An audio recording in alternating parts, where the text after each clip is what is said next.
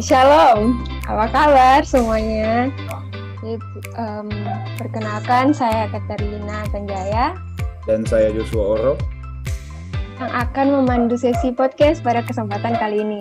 Di sesi podcast kali ini tentang ekosistem laut untuk kasus pencemaran laut. Nah, berbicara tentang pencemaran laut, ada nih salah satu penyebab pencemaran laut, yaitu tumpahan minyak, oil spill. Di sini sudah disiapkan beberapa pertanyaan seperti siapa yang bertanggung jawab, bagaimana penanggulangannya, dan lain sebagainya. Nah, pada kesempatan kali ini, semua itu akan dibahas oleh para narasumber kita yang sudah hadir hari ini. Mereka adalah beberapa perwakilan siswa dari kelas 11 MIA SDH Manado. Mungkin bisa dipersilakan untuk para narasumber masuk ke dalam. Oke, di sini udah ada semua ya. Sini mungkin kita mulai perkenalan dulu ya. Dari Daniel Robot, tolong perkenalkan diri Anda. Halo semuanya, saya Daniel. Saya adalah seorang siswa, bisa dilihat dari saya. Jadi saya itu melakukan pekerjaan saya sehari-hari sebagai siswa itu dengan belajar. Oke, terima kasih Daniel. Dan selanjutnya ada Marcelino. Persilakan untuk Marcelino. Halo, nama saya Marcelino. Saya di sini profesi saya masih sebagai pelajar, sebagai siswa. Kesibukan saya sehari-hari adalah sama seperti kesibukan siswa pada umumnya adalah belajar. Oke, terima kasih Marcelino. Selanjutnya ada Palapa. Perkenalkan, nama saya Palapa sebagai siswa yang dimana kesehariannya bertanggung jawab dalam belajar. Terima kasih. Ya, terima kasih. Dan terakhir ada William. Silakan. Perkenalkan, nama saya William. Saya juga di sini sebagai pelajar siswa. Oke, sudah cukup untuk perkenalannya. Sekarang kita masuk ke sesi pembahasan. Silakan berikan jempol sebagai tanda siap. Oke, udah kelihatan ya siap semua nih. Pertanyaan pertama, menurut kalian, siapakah yang bertanggung jawab akan kasus ini? Kasus pencemaran laut ini ya. Dimulai dari Daniel, silakan untuk Daniel. Halo semua. Jadi menurut saya sih, jika dilihat dari beritanya, sesuai yang saya baca, bahwa Pertamina sih bukan pelakunya gitu. Jadi sudah dikonfirmasi dari pihak Pertamina bahwa kejadian ini tidak melibatkan mereka begitu. Jadi saya juga bingung, jadi siapa yang melakukan?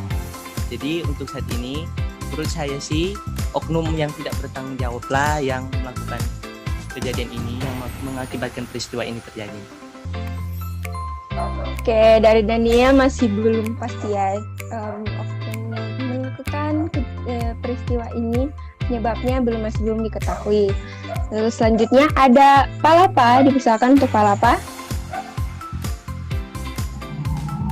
Kalau saya yang dikatakan oleh Daniel tadi,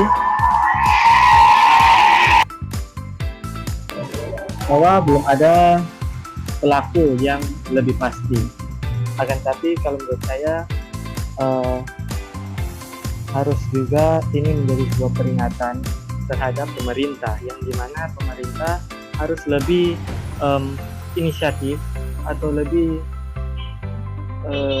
terjun ke lapangan untuk mengedukasi atau bisa dikatakan sidak lapangan, yang dimana mengecek atau melihat kondisi setiap perusahaan atau industri yang dimana mereka itu menggunakan minyak, sehingga peralatan seperti yang kita tahu ini ada kebocoran pipa sehingga menyebabkan minyak tumpah.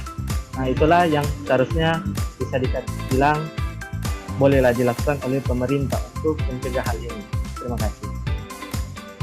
Oke, dari Palapa sama juga belum mengetahui, tetapi akan lebih baik jika diberikan edukasi kepada warga-warga sekitar ataupun oknum yang terkait ya dengan hal ini. Oke, selanjutnya ada Marcelino, dipersilakan untuk Marcelino. Kalau saya sendiri memiliki pandangan berbeda dari Palapa dan Daniel. Karena dari saya membaca dari beberapa sumber yang ada, diketahui bahwa kebocoran ini berasal dari pipa Pertamina yang ada di bawah laut, tapi tidak diketahui bahwa apakah itu pipa pengalihan minyak tersebut atau pipa pembuangan. Ya justru jika kita mengetahui jika itu adalah pipa milik Pertamina, pihak yang pasti akan bertanggung jawab paling besar di sini adalah pihak Pertamina, pihak Pertamina itu sendiri, karena kita tahu bahwa kebocoran ini bahkan memakan beberapa korban jiwa juga. Jadi menurut saya di sini pihak yang sangat bertanggung jawab atau yang memiliki tanggung jawab yang besar untuk menanggulangi ataupun mengatasi bagaimana kedepannya melihat kasus ini adalah pihak dari Pertamina itu sendiri, karena kebocoran ini terjadi dari pipa Pertamina. Oke, dari Marcelino ya, menurut Marcelino yang tersangka yang paling sangatlah itu pasti Pertamina ya, jadi mungkin bisa untuk bertanggung jawab untuk Pertamina ini. Lalu selanjutnya ada William, silakan untuk William.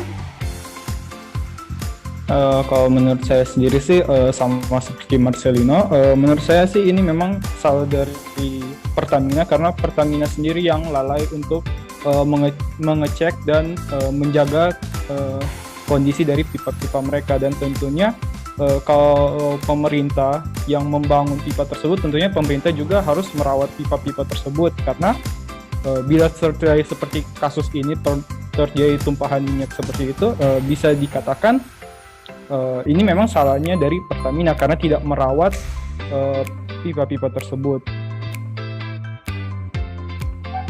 Oke, jadi jawaban dari William juga sama ya dengan Marcelino, yang menjadi tersangka adalah Pertamina, dan seharusnya mereka memegang tanggung jawab akan pipa-pipa yang ada di laut tersebut ya. Oke, pertanyaan selanjutnya silakan untuk Joshua.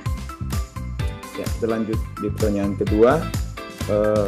Apa pendapat atau komentar dari saudara sekalian tentang kasus pencemaran laut ini? Bisa dimulai dari Daniel. Oke, terima kasih atas kesempatannya. Jadi menurut saya sih, saya merasa sangat sedih dan bahkan miris ya, karena negara Indonesia kan lebih besar dengan wilayah lautnya gitu. Jadi kekayaan Indonesia datangnya dari laut semua, kebanyakannya. Jadi saya merasa miris karena oknum-oknum yang melakukan ini tanpa menyadari merugikan diri mereka juga, karena laut ini milik Indonesia dan mereka juga mungkin Indonesia begitu yang melakukan. Jadi mereka juga merugikan diri mereka sendiri karena hasil kekayaan Indonesia kan dari laut semua. Sekian dari saya.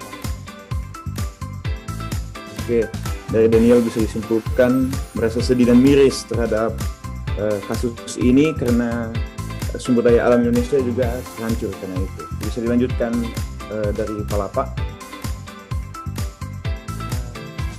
Saya lebih perhatikan terhadap ekosistem sama juga dengan dunia, di mana yang kita tahu jika tumpahan minyak ini terjadi, maka ekosistem yang ada di dalam laut pasti juga akan terganggu, dan juga di mana ketika ekosistem laut ini terganggu, dampak yang dirasakan juga dapat dirasakan oleh para penduduk yang ada di sekitar pantai, yang dimana mata pencaharian mereka ya bisa bilang terganggu karena minyak-minyak yang ada membuat para hewan-hewan makhluk hidup yang ada di dalam laut itu mati.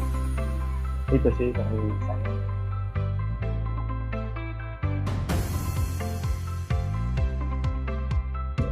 Bisa dari Palapa bisa disimpulkan lebih ke ekosistemnya itu bisa, karena terjadi pencemaran itu bisa mengancam makhluk hidup kita manusia dan juga makhluk hidup yang ada dalam laut.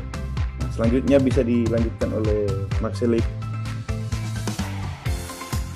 Kalau pendapat saya di sini tentu saja ini hal yang sangat menyedihkan, karena juga dari beberapa sumber saya membaca kalau ternyata tumpahan minyak ini tidak hanya mempengaruhi daerah Teluk Balikpapan tapi juga sudah menyebar sampai ke daerah Selat Makassar.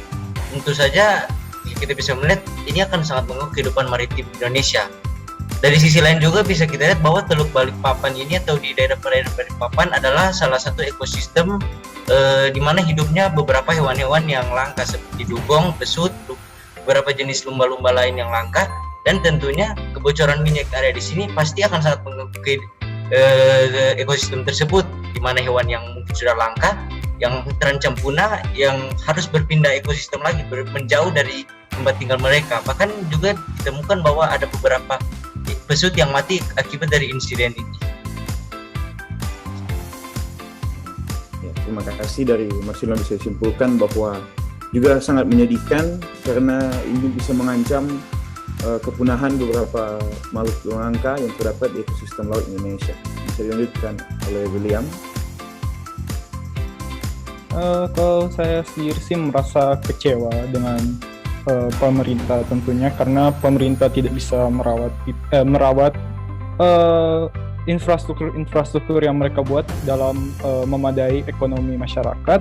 Dan tentunya bila terjadi kasus pertumpahan minyak seperti ini, lama-kelamaan tentunya dampaknya bukan hanya kepada kita manusianya itu ekonominya yang terdampak, tetapi juga kehidupan di laut dan ekosistem yang kita miliki yang begitu kaya itu lama-kelamaan tentunya akan menghilang satu persatu jika hal seperti ini terus terjadi begitu. Oke, terima kasih. Bisa disimpulkan dari William bahwa merasa kecewa terhadap pemerintah karena tidak memadai menangani masalah ini, dan juga karena bukan hanya ekonomi yang terdampak tapi juga ekosistem laut ini. Bisa lanjutkan ke pertanyaan selanjutnya.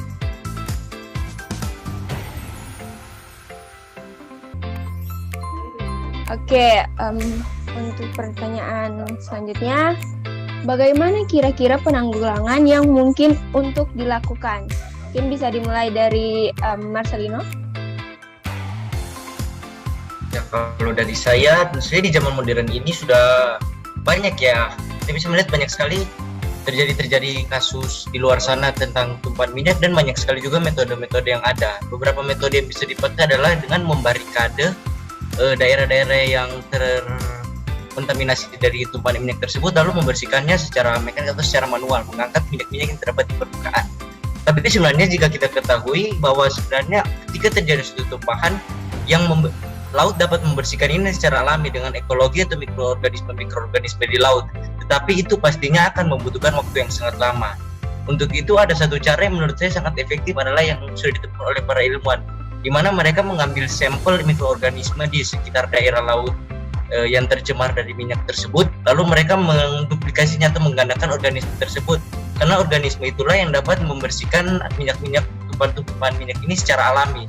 Jadi ketika mereka bisa menduplikasi mikroorganisme pembersih tersebut dengan banyak, dan ketika mereka meletakkan kembali mikroorganisme yang sudah diduplikasi tersebut ke daerah yang terkontaminasi oleh tumpahan minyak, maka itu mungkin dapat mempercepat pembersihan minyak yang ada di laut sekitar tumpahan minyak tersebut. Yes. Oke, terima kasih. Sangat bagus ya. Jadi mungkin bisa perbanyak ya dengan cara cara penanggulangan alami ya, dengan cara memperbanyak sampel-sampel atau mikroorganisme yang bisa membantu untuk menyelesaikan kasus ini ya. Oke, selanjutnya kita dengarkan dari William. Kalau menurut saya sih dalam penanggulangan ini yang saya sampaikan Marcelino itu sudah baik, tapi menurut saya pemerintah juga itu harus juga meningkatkan kesadaran mereka untuk selalu merawat dan mengecek pipa-pipa dan lokasi-lokasi minyak ini setiap tahunnya begitu, karena mungkin solusi yang diberikan Marcelino itu sudah baik, tetapi kalau misalnya hal-hal seperti ini tidak diperhatikan setiap tahunnya, tentunya sia-sia kita menggunakan organisme tersebut untuk membersihkan yang sudah tercemar, tapi pencemarannya terus meluas ke daerah-daerah yang lainnya. Jadi menurut saya sendiri pemerintah itu harus lebih fokus dalam kesadaran untuk merawat dan mengecek infrastruktur mereka. Oke, baik. Dari menurut William itu pemerintahan harus ikut terlibat ya dengan melakukan pengecekan dan ikut merawat ya. Oke, selanjutnya dari Palapa, dipersilakan untuk Palapa. Dari saya sendiri, bagaimana cara penanggulangannya? Yang pasti, yang pertama kita harus melakukan scanning ya terlebih dahulu, atau lebih tepatnya harus kita ketahui secara akurat wilayah persebaran minyak yang tumpah, sehingga dimana ketika kita akan melakukan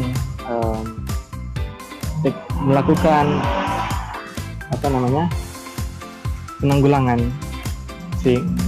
bisa lebih efektif. Dan juga cara yang menurut saya yang ada lebih efektif itu, yang pertama ada teknik bioakumentasi, di mana mikroorganisme diletakkan di wilayah terkena minyak sehingga bisa mengurai dan melengkapi populasi mikroba yang telah ada, serta menstimulasi atau biostimulasi yang dimana pertumbuhan bakteri pengurai bisa lebih banyak di dalam daerah tersebut dan habitatnya. Dan juga seperti yang WJ katakan tadi, sedini mungkin ya, atau cara preventif, di mana pemerintah harus mengedukasi terhadap masyarakat serta industri-industri sehingga kejadian tidak terulang yang sama. Terima kasih. Oke, dari Palapa mungkin bisa dengan memastikan terlebih dahulu ya wilayah-wilayah yang memang harus ditangani, lalu melakukan menanggulanginya dengan teknik-teknik yang sudah ada. Lalu dari pemerintah memberikan edukasi kepada warga agar bisa mencegah hal-hal seperti ini untuk terjadi ya. Lalu selanjutnya ada dari Daniel, dipersilakan untuk Daniel. Kalau dari saya sih, sebenarnya yang telah dikatakan mereka bertiga itu benar. Saya sudah sangat setuju dengan pendapat mereka bertiga. Jadi untuk pencegahannya, untuk penanggulangannya itu dilakukan seperti cara-cara yang tadi, begitu. Tetapi saya sih hanya akan lebih menekankan lebih ke pencegahan begitu, karena kejadian seperti ini sudah pernah terjadi begitu dan bisa saja terjadi lagi begitu. Jadi daripada terus mengobati lebih baik dicegah, karena mencegah lebih baik daripada mengobati. Oke, baik sekali ya. Jadi jawaban dari Daniel adalah lebih baik kita mencegah daripada bersusah-susah untuk memperbaiki atau mengobati ya. Oke, pertanyaan selanjutnya dipersilakan.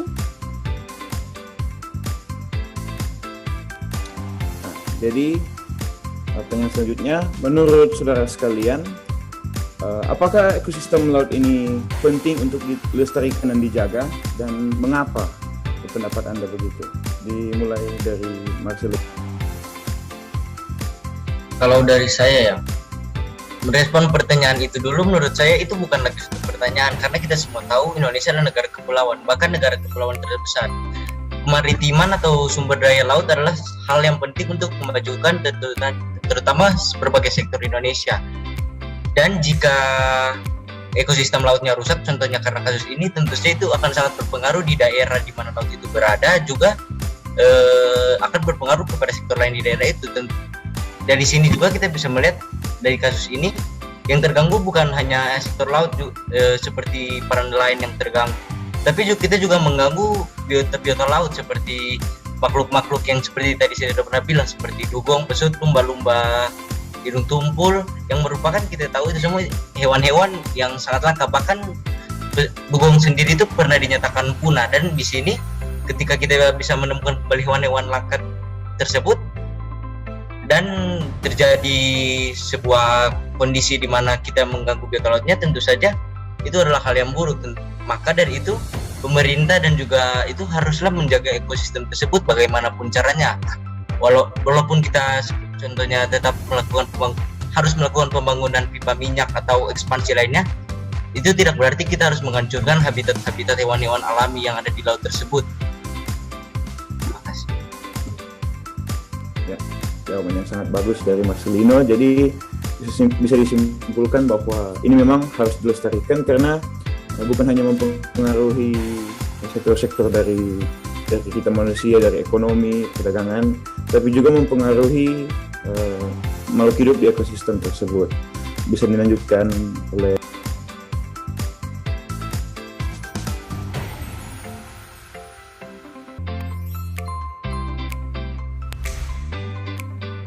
kedengaran, bisa lanjutkan ke William.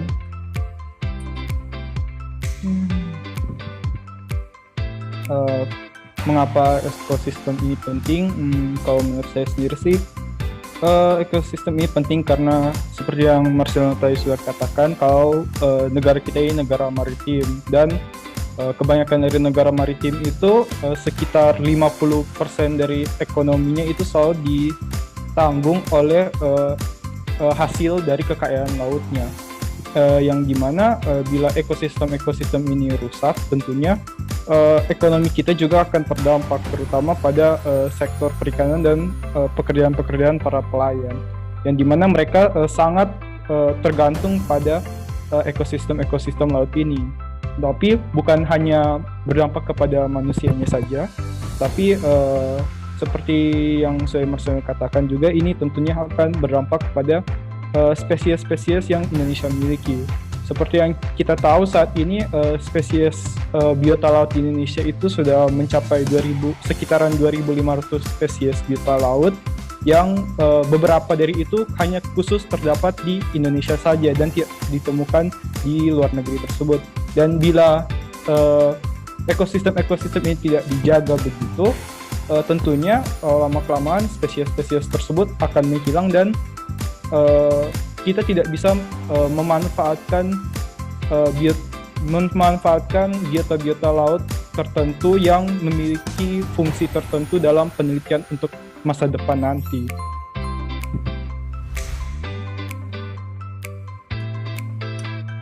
Jawaban yang sangat baik dari William. Bisa disimpulkan itu sama seperti jawaban dari Marcelino tadi, bahwa akan mempengaruhi sektor ekonomi, terutama pada sektor perikanan, tapi juga mengancam berbagai jenis biota laut yang hanya terdapat di Indonesia. Dilanjutkan oleh Palapa. Ekosistem yang dimana kita sudah mempelajari hal ini dari kita SD, yang dimana ekosistem ini sangat penting. Yang di dalam ekosistem ini ada keseimbangan yang seharusnya dijaga oleh setiap makhluk hidup yang berperan dalam ekosistem ini. Nah, ekosistem ini sangat penting karena di mana makhluk hidup dan lingkungan melakukan sebuah tindakan yang timbal balik, di mana jika kita melakukan hal yang baik terhadap ekosistem tersebut, lingkungan tersebut, pasti akan ada manfaat bagi kita yang bagus. Tetapi jika seperti yang peristiwa ini, di mana ekosistem laut tersebut tercemar, rusak, bisa bilang seperti yang pendapat sebelumnya, bahwa banyak hal yang akan terganggu keseimbangannya, mulai dari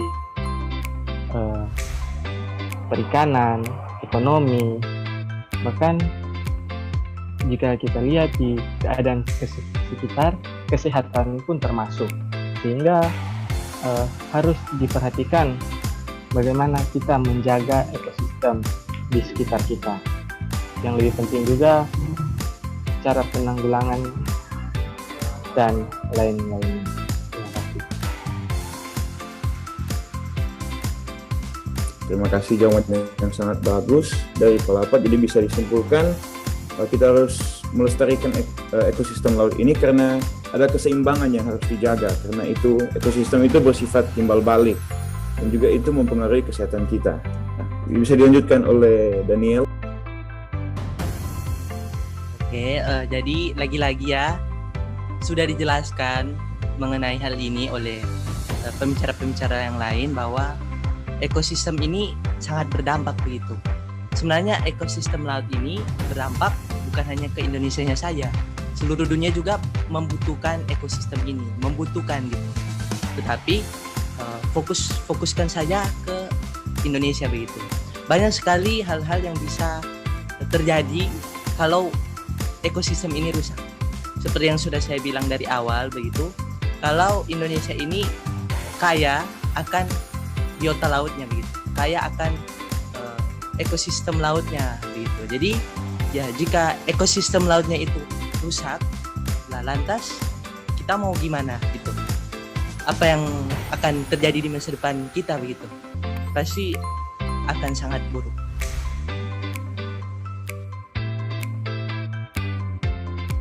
Jawaban yang sangat bagus juga dari Daniel yang menyimpulkan bahwa jika ekosistem laut ini tidak dilestarikan maka akan banyak pihak bahkan seluruh dunia itu akan terdampak, dan dampak itu tentunya bukan dampak yang baik tapi dampak yang buruk. Bisa lanjutkan ke pertanyaan selanjutnya.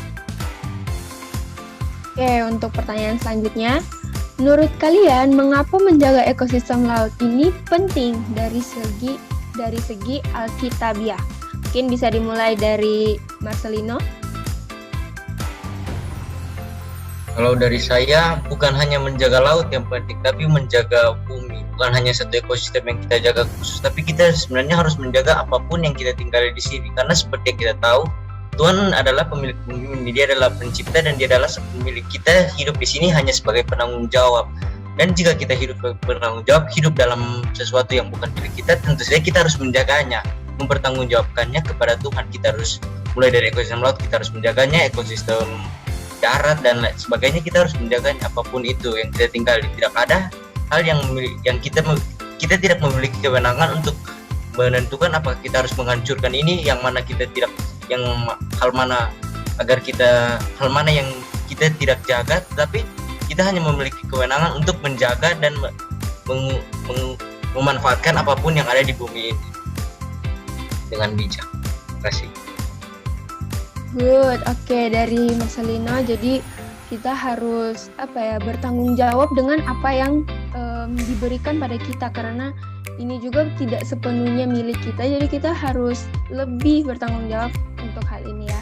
Jadi selanjutnya mungkin bisa Daniel. Oke, saya setuju ya dengan pendapat dari Marcelino tadi, bahwa yang dijaga itu bukan hanya laut juga, tapi semua yang ada di bumi itu harus kita jaga. Tapi saya ingin memberikan gitu ayat yang ada di Alkitab yang menjelaskan secara langsung bahwa kita itu patut melindungi apa yang Tuhan ciptakan gitu. Karena yang pertama ekosistem laut ya, saya fokus ke ekosistem laut dulu. Ekosistem laut ini ciptaan Tuhan begitu. Dilihat dari Kejadian 21, Allah menciptakan binatang-binatang laut yang besar dan segala jenis makhluk hidup yang bergerak, yang berkeriapan dalam air, begitu. Dan Allah melihat bahwa semuanya itu baik. Dan Allah juga memberikan perintah kepada manusia yang terdapat di Kejadian 1 ayat 28, yang dimana Allah berfirman, beranak cuculah dan bertambah banyak, penuhilah bumi dan taklukkanlah itu.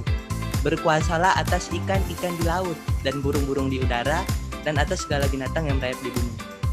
Jadi sesuai kepercayaan saya begitu, kalau Tuhan itu sudah memberikan tugas kepada setiap manusia untuk menjaga apapun yang telah Tuhan.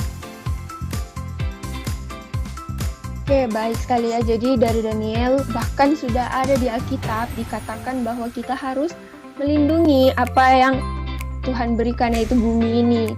Ya, jadi baik sekali. Lalu selanjutnya bisa dijawab oleh William. Kalau dari pandangan Alkitabiah, seperti yang kita semua tahu, saat kita manusia diciptakan, tentunya dalam Alkitab, di kitab, lebih khusus di kitab Kejadian, kita saat diciptakan itu diberikan mandat untuk mengelola bumi dan menaklukkan bumi. Tetapi maksud menaklukkan di sini bukan artinya kita menggunakannya semena-mena sesuka hatinya kita, tetapi menaklukkan di sini maksudnya Allah adalah kita yang berkuasa untuk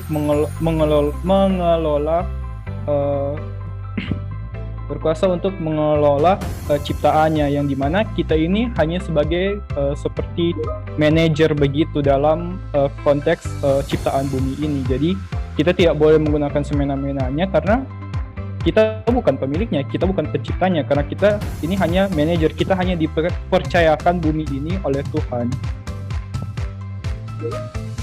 Oke, baik sekali ya. Jadi sama juga. Jadi mungkin dari William, kita tuh ini maksudnya berkuasa tuh bukan bisa kita gunakan dengan seluruh keinginan kita ya. Jadi kita tuh bukan tidak boleh semena-mena. Jadi kita hanya bisa melindungi dan mengelola ya. Oke, lalu yang terakhir mungkin dari Palapa, disilakan untuk Palapa. Kalau dari saya, mengapa ekosistem ini penting dari segi Alkitabiah? Di sini jika kita membaca dari Alkitab ya, bahkan di penciptaan pun ekosistem itu diciptakan sendiri oleh Tuhan, di mana manusia pertama dan yaitu Adam dan Hawa berhidup berdampingan dengan para makhluk hidup lain, yaitu hewan dan tumbuhan, di dalam suatu ekosistem. Nah, ini juga kita harus tahu bahwa ekosistem adalah hal yang penting untuk manusia, bukan hanya objek untuk memenuhi kebutuhan, akan tetapi penopang kelangsungan hidup manusia. Seharusnya ekosistem ini menjadi salah satu objek dalam kasih manusia atau pemeliharaan manusia sebagai wujud pemenuhan panggilan Allah untuk berpartisipasi dalam relasi dengan Allah, yang dimana juga pada Kolose 1 ayat 15 sampai 16 dituliskan bahwa Kristus adalah gambar Allah yang tidak kelihatan, di mana Kristus seperti rahim dari semua ciptaan, di mana di dalam Dialah telah diciptakan segala sesuatu diciptakan oleh Dia dan untuk Dia. Kristus terhubung langsung dengan ciptaan. Merusak alam berarti menyakiti gambar Allah dalam diri Yesus, yang dimana kita sebagai makhluk hidup atau manusia yang percaya kepada Allah, yang berpegang teguh atau berpedoman dalam Alkitab, seharusnya kita juga merepresentasikan, mengaplikasikan apa yang telah tertulis di dalam Alkitab, seperti yang telah saya katakan tadi. Terima kasih. Oke, good. Jadi sama juga dari Palapa, di Alkitab sudah dituliskan ya bahwa kita tuh bukan pemiliknya, kita cuman diberikan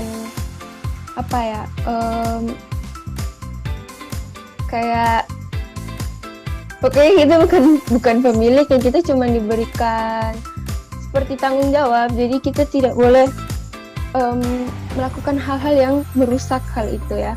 Jadi selanjutnya bisa dipersilakan. Dan pertanyaan terakhir untuk saudara-saudara sekalian, kapan seharusnya kita mulai bertindak untuk menjaga alam ini, dan kira-kira apa bentuk nyata yang bisa kita lakukan di kehidupan kita sehari-hari untuk bertindak menjaga alam ini? Bisa dimulai dari Marcelino. Kalau saya kapan? Kapan itu mungkin sudah bukan pertanyaan lagi, tetapi sejak kita mengindahkan diri kita di dunia ini, mungkin itulah saat dimana kita harus menjaga alam yang kita tinggali. Mungkin kita bisa memulainya dari hal kecil. Kita bisa belajar lewat buang sampah pada tempatnya, tidak membuang limbah pada laut atau pada selokan, membuang semua hal-hal yang berbahaya ataupun sampah-sampah pada tempatnya. Jangan membuang sampah sembarangan. Mungkin itu dari saya salah satu bentuk nyata yang mungkin mudah untuk dilakukan, tetapi kita bisa melihat bahwa tidak semua orang melakukan itu. Dikatakannya mudah, tapi penerapannya mungkin sulit.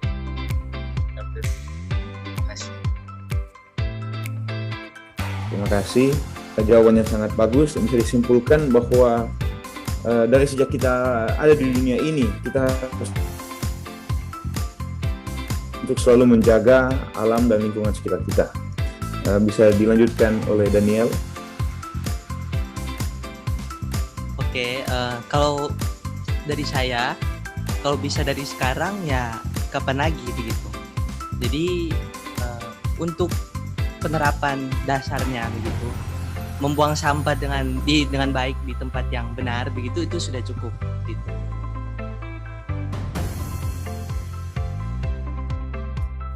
Oke, jawabannya sangat bagus juga dari Daniel yang mengatakan bahwa kalau misalnya dari sekarang, kenapa tidak? Karena kan tidak akan terlambat ini untuk menjaga alam ini. Ya, selanjutnya dipersilakan William. Kapan ya, yang tentunya kita harus mulai dari sekarang saja, mulai dari misalnya detik ini juga kita harus mulai merawat bumi kita ini, karena seperti yang teman-teman kita semua tahu kalau bumi kita ini sedang dalam hitungan mundur akan kehancurannya kalau menurut para penelitian. Jadi menurut saya kita harus mulai dari saat ini, detik ini, bisa dari hal-hal kecil seperti membuang sampah pada tempatnya, tidak membuang saat kita menggunakan AC begitu kita tidak membuka pintu atau kita hanya menggunakannya pada saat kita berada di ruangan begitu. Hal-hal kecil tersebut tentunya akan sangat berdampak pada keadaan bumi kita di masa depannya, karena bila mulai dari kita sendiri seperti kita misalnya, kalau hanya saya sendiri tentunya tidak akan berarti, tapi kalau kita semua bersama-sama melakukan hal yang sama, ikut dalam menjaga bumi ini, tentunya hal tersebut akan memiliki dampak yang besar di masa depan nantinya.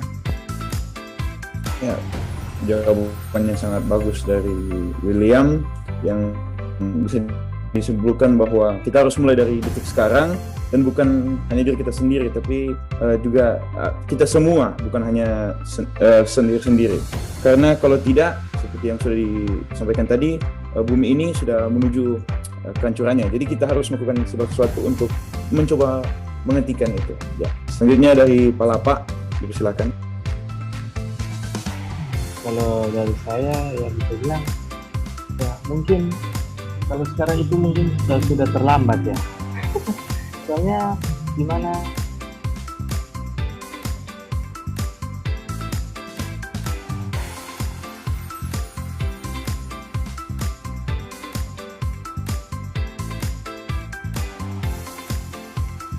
kan, tapi kita sebagai manusia harusnya juga ikut andil, walaupun bisa bilang sudah terlambat, akan tapi ya tidaknya walaupun hal-hal kecil saja yang berkaitan dengan keselamatan ekosistem, misalnya kita harusnya ya tidak buang sampah sembarangan, dimana itu kan mempengaruhi ekosistem.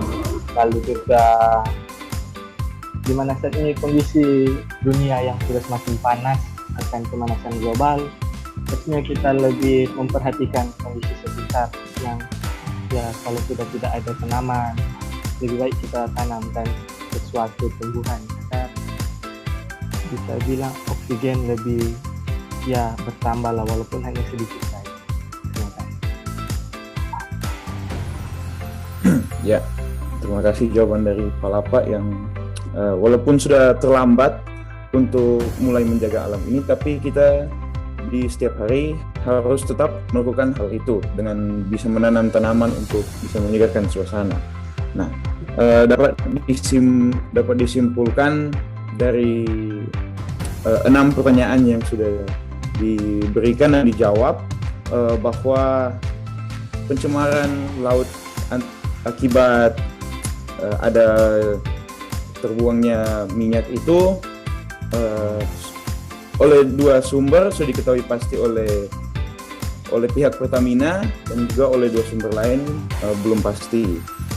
Tapi yang pasti itu adalah kita di dalam kehidupan sehari-hari kita itu harus selalu melakukan tindakan-tindakan walaupun hanya kecil seperti membuang sampah di tempatnya, meregulasi pemasangan AC kita, dan juga menanam tanaman atau tumbuhan di sekitar rumah atau lingkungan untuk menjaga suasana segar agar alam ini bisa selalu kita jaga.